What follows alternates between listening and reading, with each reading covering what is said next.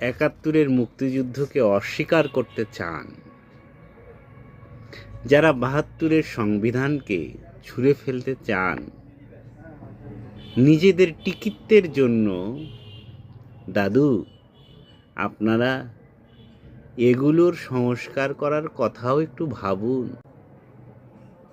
আমি ফল্লাদা আপনাদের ভাবনার বিষয়টি উপস্থাপন করলাম ভিডিওর পরের অংশে, একটু দেখতে থাকুন।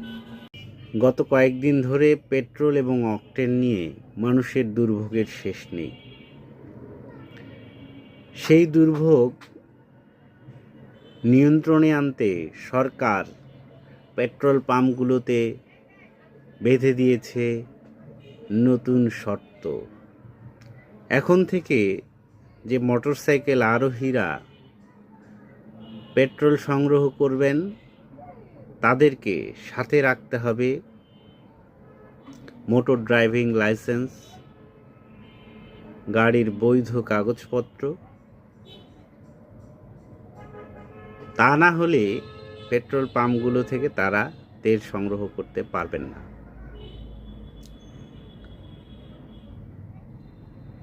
আমি জানি না এটা কতটুকু যৌক্তিক, তবুও যে আলাপটা ঘুরে ফিরে সামনে আসছে, বাংলাদেশ পেট্রোলিয়াম কর্পোরেশন এবং পত্রিকাগুলোর তথ্য বলছে দেশে পেট্রোল এবং অকটেন সংকট নেই। একই সাথে পেট্রোল এবং অকটেন দেশেই উৎপাদিত হয়। নেতারাও বলছেন দেশেই পেট্রোল এবং অকটেন উৎপাদিত হয়। তাহলে দাদু সমস্যা কোথায়? গ্যাস ক্ষেত্র থেকে উৎপাদিত অকটেন বাংলাদেশের চাহিদা অনুযায়ী পর্যাপ্ত, এমনকি এই চাহিদা পূরণ করেও এক্সপোর্টের সম্ভাবনাও রয়েছে। পেট্রোল অকটেন তো দাদু আমদানির করার সুযোগ নেই। তাহলে সংকট কোথায়? তেল পাম্পে এত দীর্ঘ লাইন কেন? এটি কি পেট্রোল পাম্প মালিকদের সিন্ডিকেট? বাংলাদেশ পেট্রোলিয়াম কর্পোরেশনের রিপোর্ট বলছে দেশে এই মুহূর্তে পেট্রোলের চাহিদা 4,62,475 টন, যার শতভাগই দেশীয় সরকারি ইআরএল ও বেসরকারি ফ্র্যাকশনের প্লান্ট থেকে উৎপাদিত হয় এবং 24-25 অর্থ বছরে তাই হয়েছে।